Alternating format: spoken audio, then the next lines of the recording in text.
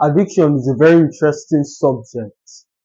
Unfortunately, especially on the internet space, the teachers have given a one-dimensional approach as touching this subject, probably because of the lack of the understanding, the intricacies that comprises of addictions. Addiction is more complex than it seems. Today, I'll go over how to break addictions, why you need to break addictions, the adverse effects that come with addictions. Before we move on, it's important to note I do not script my contents. I do not write things down. All I do, identify the subject of which my communication would be built around. So there's the subject, an objective of tonight's teaching. That at the end of this subject, what would the audience learn? Why should they return? And does the communication, however long, was it worth it? The time value, not to bore you with my metrics for measuring competence. However, I do not script the content. I do not listen to other people's shit to draw inspiration. Every single thing I would speak about is drawn from meditation, experience, and logic. You notice, especially I see this in the comment section, but I do not speak on subjects of which I have not experienced, especially at an intricate level, because most people enjoy recommending solutions. I've said this countless times.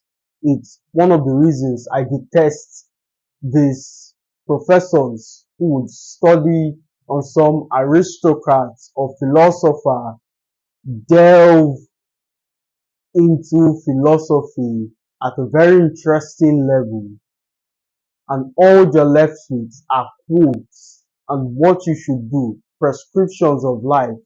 Their teaching experiences they themselves lack. Faced with the problems pertinent to these situations, you're not going to hold that philosophies for very long. Oh, you say you should be stoic and disciplined. What happens after 1 year, 2 years, 3 years of putting in effort, getting up every single day, putting in the work, trying to build a business, and nobody, I repeat, nobody patronizes your product aside from friends and family who are already exhausted from their pulse strings in support for your vision, in support for your dreams? Do you still remain stoic? Do you still remain disciplined? My friend, I'm going to be very vulnerable with you.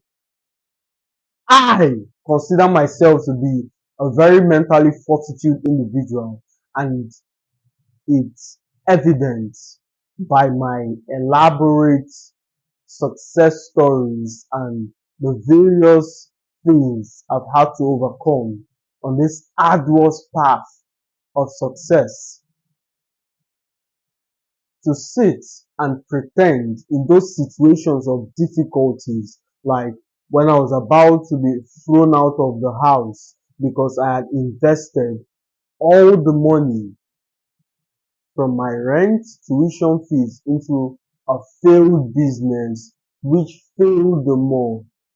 Usually, you would think success story is in fact a story like the movies Vito Morale would portray.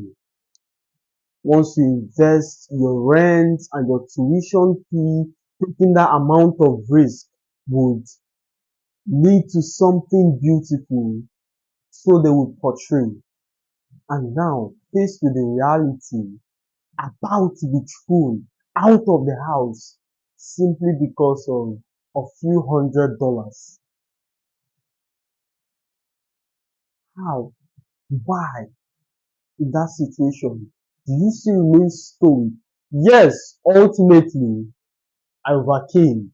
Ultimately, something good happened. At the end of the day, I was able to pay the rent, not build the business. The business wasn't successful at the time, not profit for something else, but by God's grace, I was able to pay the rent, preventing my premature evacuation. But in that situation, I thought I was bothered.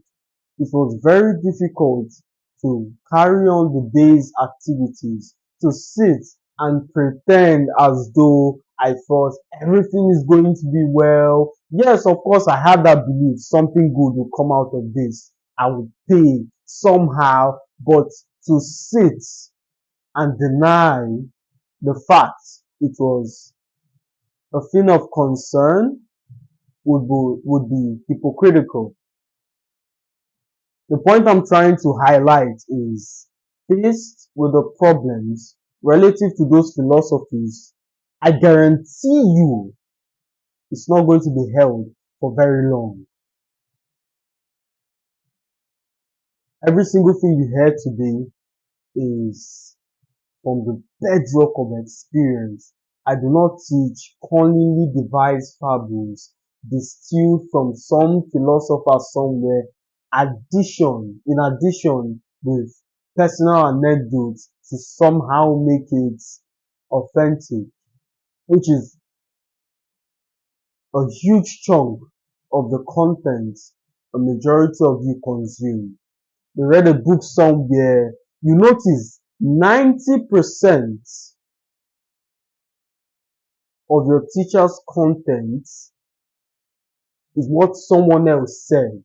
Oh, this philosopher said this. Oh, so this philosopher said that. This prominent individual said this. They proceed to back up that quote or that line or that sentence with an example of your own life, giving you little to no example of theirs, as at most or at best they cook up some cunningly devised story of which you and I know is untrue.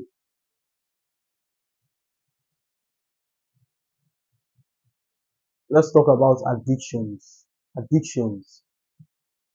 You would agree with me. Addictions. The first thing we'll talk about on the subject addictions is the amount of time it costs you, the way it seeps into your productivity. Take addictions for instance. One addiction. Let's play a game. Take one addiction. Do you have it? Also, you notice something very interesting. You do not delve into the addiction immediately. You enjoy the fantasy that leads up to the activity. For instance, someone who is constrained to adult content. First, he watches a bunch of ladies on TikTok dressed half naked. Then he moves to Instagram, next magazines and looking at naked photos before getting to the content.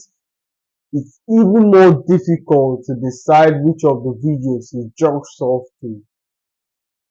Now you're spending hours of your human time that could be channeled into various productive means. Hours spending whatever is left of your day regretting your actions. It's a terrible way to live. My friend, engaging in addictions is one of the best way and, and an unconscious way to dilute whatever confidence you have. One of the reasons most people engage in addictions is, listen very carefully.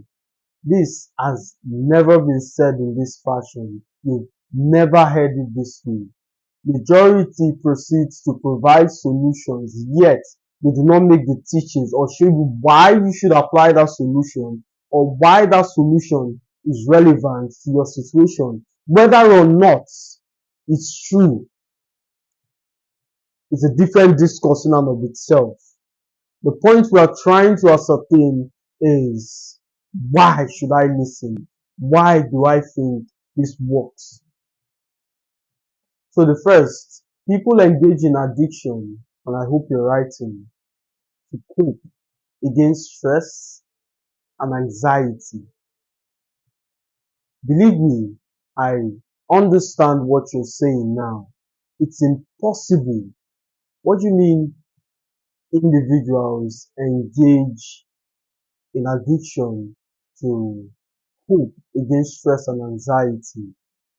A belief I previously held myself, and I would judge these rich people who has to inject some things or take weed, get high, use women as an outlet to escape.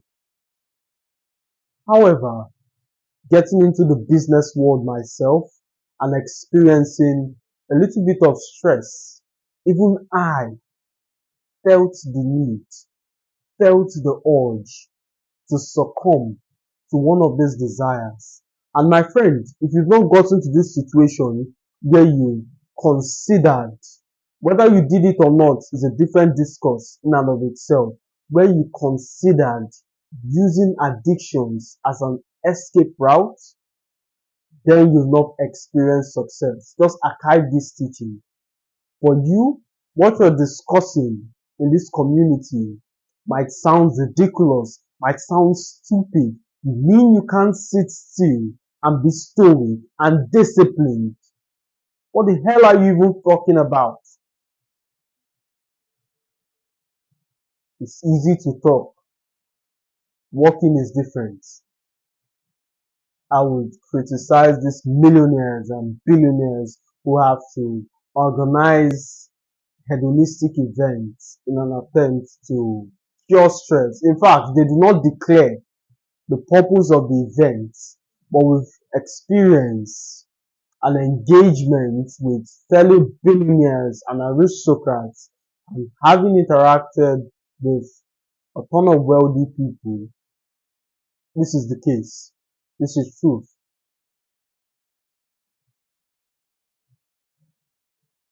Now, small things leads to big things. You hear me say, micro always evolves to macro.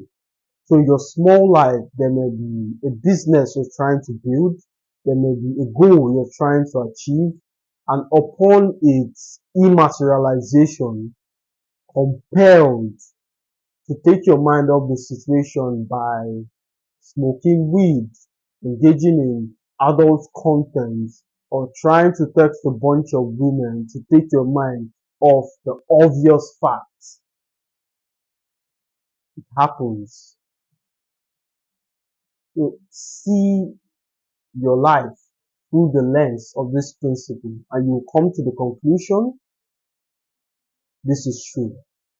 Some of you engaging in big goals of which you did not hit. One of the ways you distract yourself from this loss is by getting a 9 to 5, something that can easily eat up your day. You've tried movies, it didn't work. You tried hanging out, it didn't work. You tried parties, even that have specific days and dedicated time frame. What you need is something that could easily swallow your day.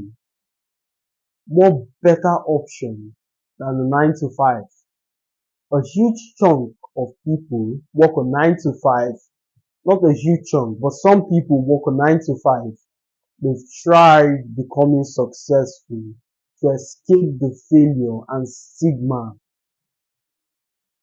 They get to 9 to 5. Something that can easily swallow up their day. So that's one. Coping with stress and anxiety. That's why most people get into addictions. The second is purposelessness. I've said this countless of times. Incessantly, a huge majority are hedonistic because they're purposeless. Everyone knows that individual in the group who's trying so hard to fit in. In fact, one of the ways you can easily spot those kind of people who are trying to fit in is not necessarily the energy of inharmonity they give. It's not just the energy of uneasiness among a circle of friends. Is they tend to take things to the extreme. So a guy who is naturally timid would be overtly confident. Yo, bro, what's up? How you doing? And you're trying to act cool as though you're relaxed. But if you look at someone, an embodiment of that trait, you notice they're calm and relaxed in their environment. Whether you disrespect or notice, they don't give a shit, they don't care. Hello, hi, what's up? It's been a while. They engage you in a conversation. And after that, they're done. They do not try and position themselves in the limelight. Make sure you notice them at every single interval. That's the characteristic of someone who's desperately trying to fit in. I won't delve into this subject very much.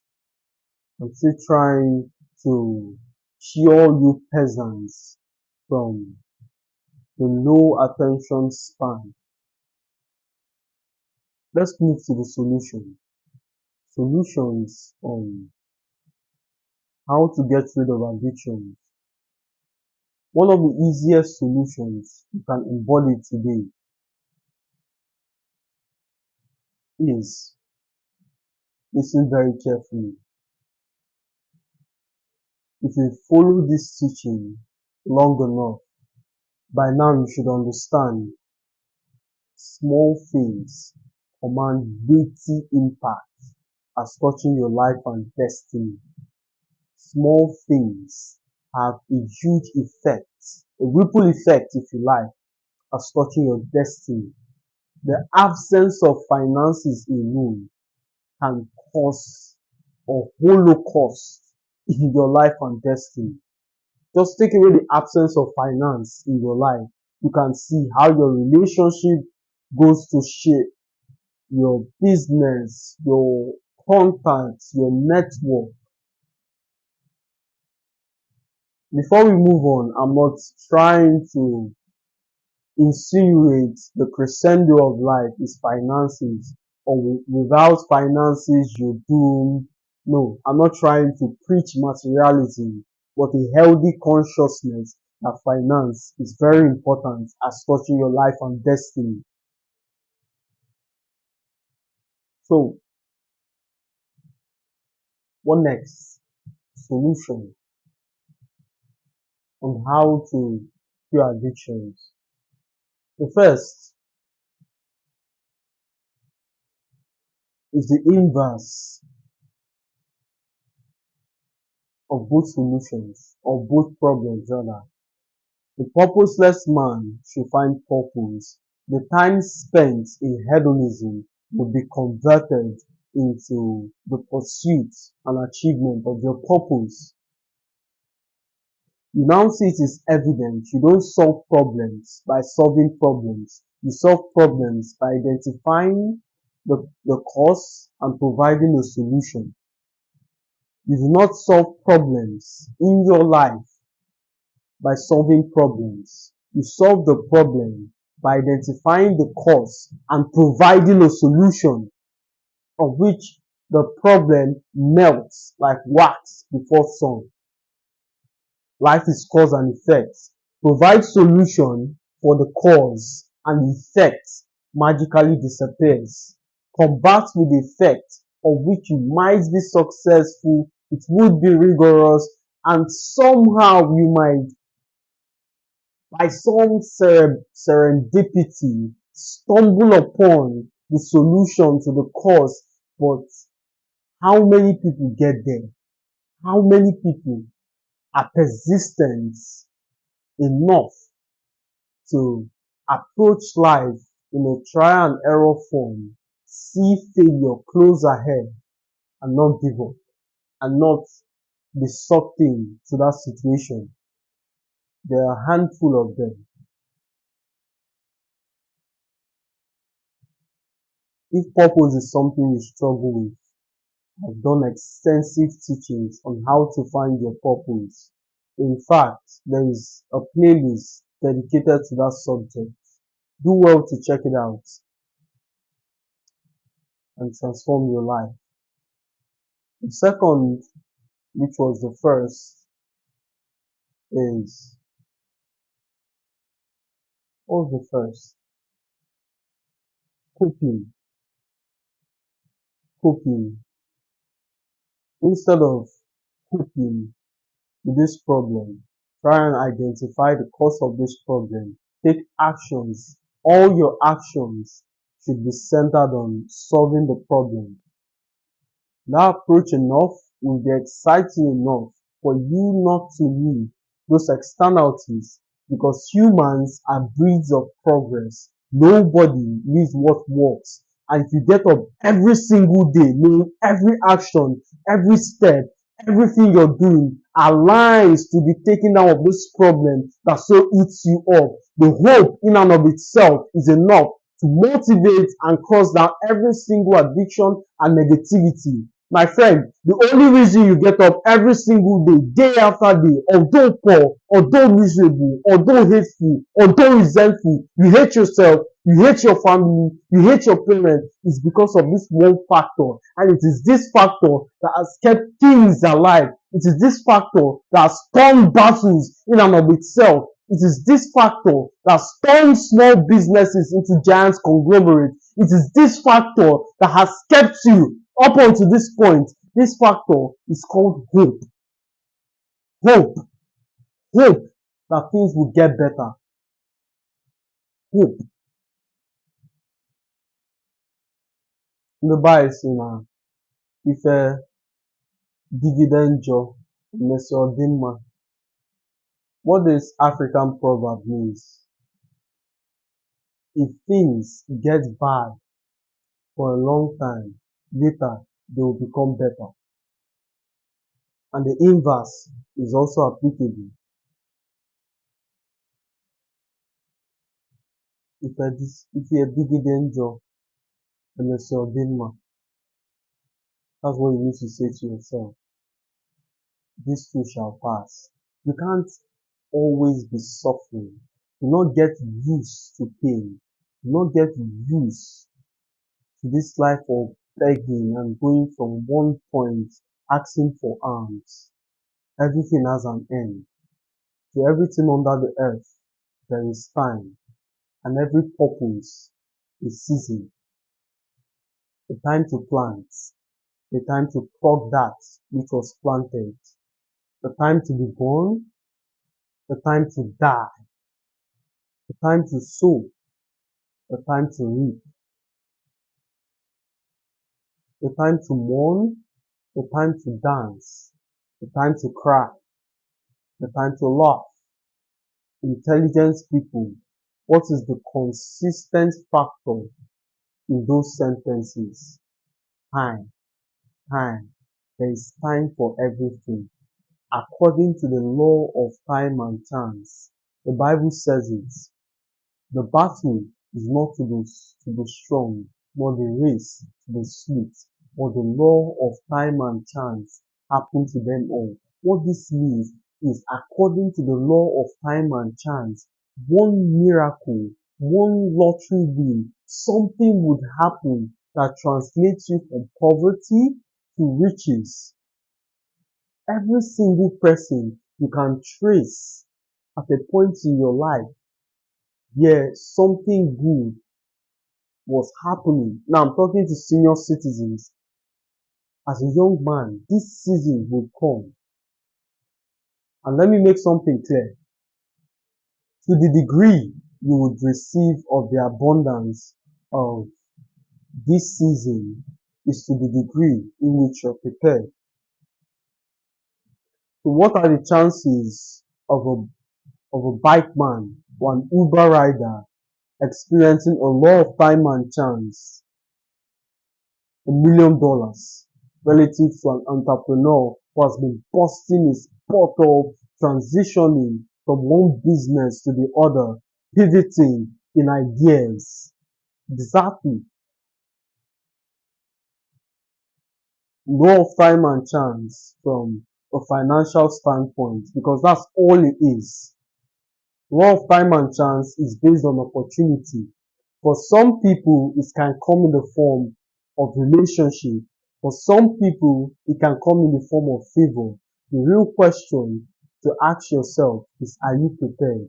Make reference to my teachings, the law of seasons, in order to expand your idea on this wise. So I've spoken on two subjects, or I've referenced two teachings, the playlist on purpose and the law of seasons. Watch it and be transformed.